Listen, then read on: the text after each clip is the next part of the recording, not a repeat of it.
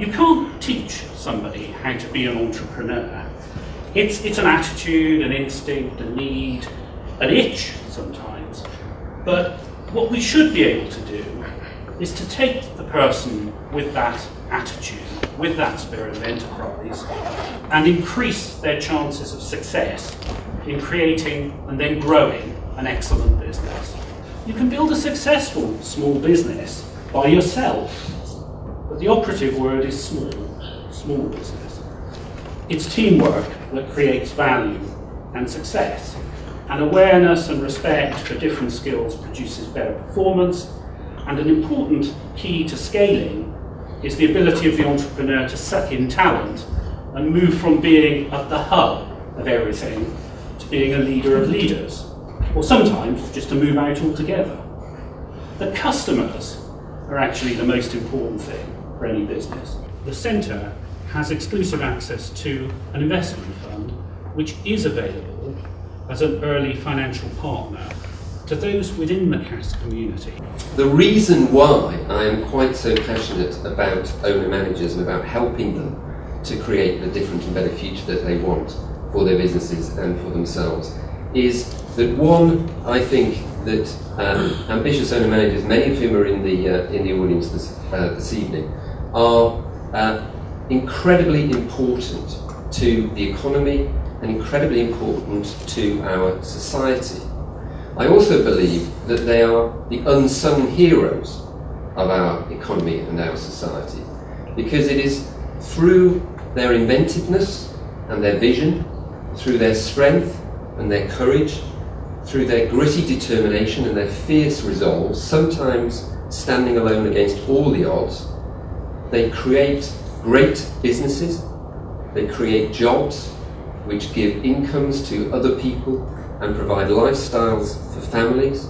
Those jobs give individuals a sense of self-worth and create a cohesion within our communities. Ultimately, it's only because people like them take control of their own destiny, grab opportunities and make things happen that any change happens in our society. If you encourage risk-taking in terms of change, that's a good thing to get going. I think the other thing is only work with people you trust and like. Don't recruit on competence alone. I think with any business, whether small, large, medium you are, you've got to keep transforming the business. And we've got a raft of things that we're doing on technology that will change our business. In 5 years' time, if I could jump in my TARDIS now and go forward 5 years, our business will look very, very different to what it looks today. I just know that. Would you have heart surgery with a surgeon who's got a lot of energy, passion, skill? No skill. You wouldn't have somebody to do that. And I think the same in business. And that's why I'm a great supporter of CAS in terms of what's being done with Nick, Jane, and the school under Richard. Is we've got to help people get better, and we can. When we started, we were looking for business support, like a lot of other businesses were looking for business support. And this is where the cyclic thing comes in, really, because I don't think business support has really moved on in the last 25 to 30 years. I think the issues that businesses have remained the same fundamentally. And I don't think anyone really has cracked the nut of what is right for every business. And the reason is there's 4.5 million small businesses out there, okay, 3.5 million of them might be self-employed, but they all have needs, but they all have individual needs. So I suppose the point I'm trying to make is, although there's been this cyclic issue of business support coming round and round again, and I think it's fairly easy to recognise which they are. It's the regulation issue, it's the late payment issue, more increasingly obviously it's the access to finance issue, but I think it's fair to say that's been there for many, many years. And if you look back to the Thatcher government and Heseltine's DTI, that was the first government really to start interventions into the small business sector. People need help in accessing markets. That is absolutely now the top priority list. And a second to that is funding that growth strategy. And actually now we're finding a very different, and we know this from the research that we do on membership, the things like regulation, the things like being a voice of government, with government of course, which is another role that we have, are coming quite a distant third or fourth or fifth now.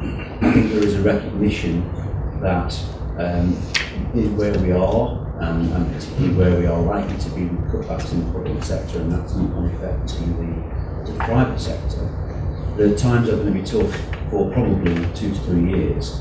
And so the big issues are, how do I continue to stay still, primarily, grow, rather than going back, and eventually perhaps ending up going out of business.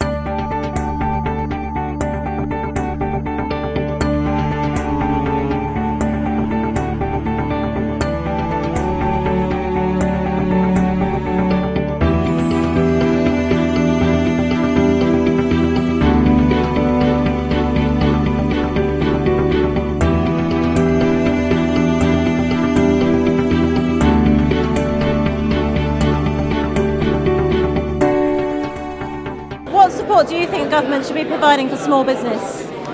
I think on the long term, it's the economic reassurance. As we've heard today, biggest problem for companies is trying to get more sales and also get money in. So if there's some sort of pressure that the government could put on for us as a business on late payers, and also for generating more business. So we've seen the likes of some of the agencies being set up, but in our view they haven't worked particularly well. We haven't seen an entrepreneurial spirit coming into small businesses directly from the government. They seem more interested in helping big business, when, as we all know, within this sort of environment, it's going to be the smaller businesses that are going to take us out of this economic situation. So in general, more support, more training, more funding in some respects, I think would be very, very, very beneficial to us. Great, and what was the key insight that you took out from the discussion tonight?